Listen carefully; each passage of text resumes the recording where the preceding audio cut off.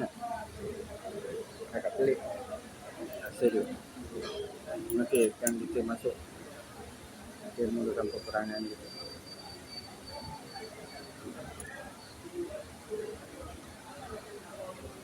Okey, ini Hong Kong steam chicken rice. Okay. Seharga RM8.50, RM8.50 di food court MKTBS ni. Bismillah, kita makan.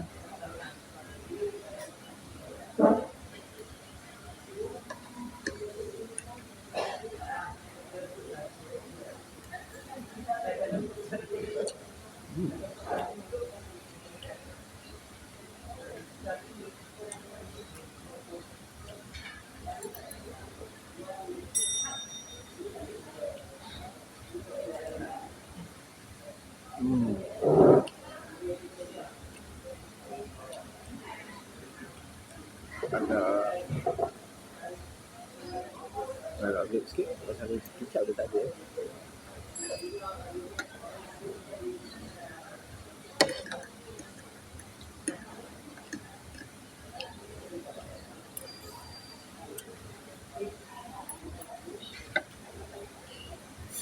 Sedap.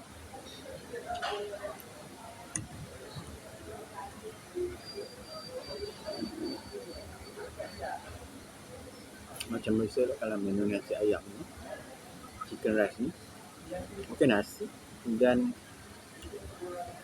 ada salad, ada timun potong, dan juga ayam. Yang ni ayam steam. Yang ni ayam steam. Nasi ayam steam.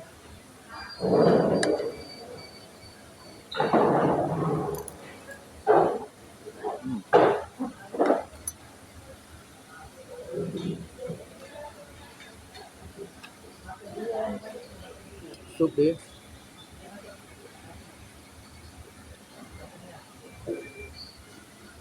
okey, boleh lah.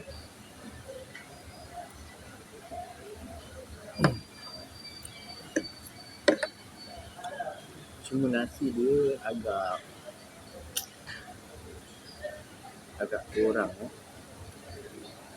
Nasi ni agak nampak kering. Nasi ni kering. Walaupun rasa dia masih kekal, rasa dia kekal, tapi tekstur dia agak kering. Nasi ni agak kering.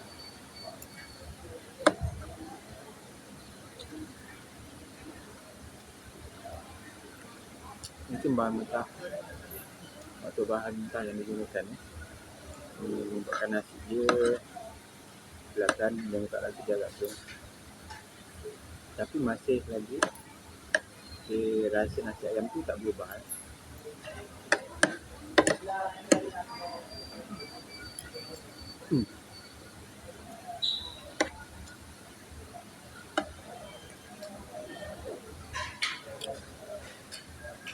Baiklah, overall untuk puan-puan yang nak datang ke TBS ni, so, jangan risau pasal makanan. Berbagai jenis makanan ada kat sini. Di mana yang sedang makan ni. Kali ni aku makan nasi ayam. Banyak kakak tengah tengok aku yang makan.